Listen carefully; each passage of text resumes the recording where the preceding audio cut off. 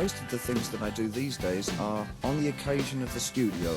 I go in with very little preparation, just throw ideas out, and you might make little experiments, sort of say, look, here's 50 seconds, play 10 notes in that 50 seconds, and don't repeat the same note twice.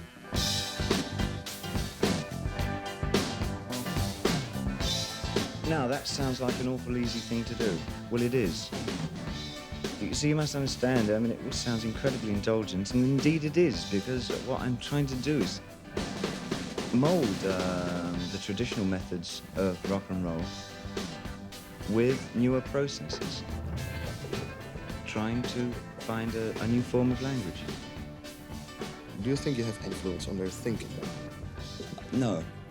And that's what I'm trying to do with the new music, is find a new language which doesn't have that kind of image influence.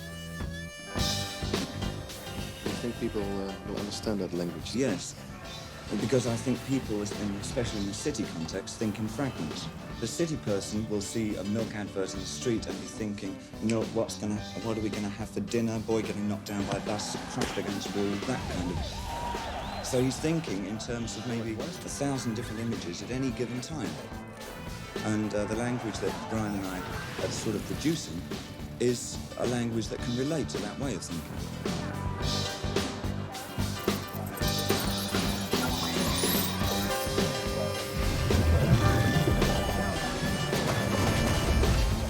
We live within this manifested idea of what should be form, and what we try and keep out of our existence is chaos, which is a very real part of our lives, and our refusal to accept chaos as being integral to our existence, I think, has been one of the greatest mistakes as a civilization that we've made.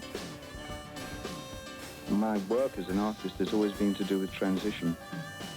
The nature and study of change in our particular era is most important, because never in our history has there been such a rapid curve of change since the Industrial Revolution.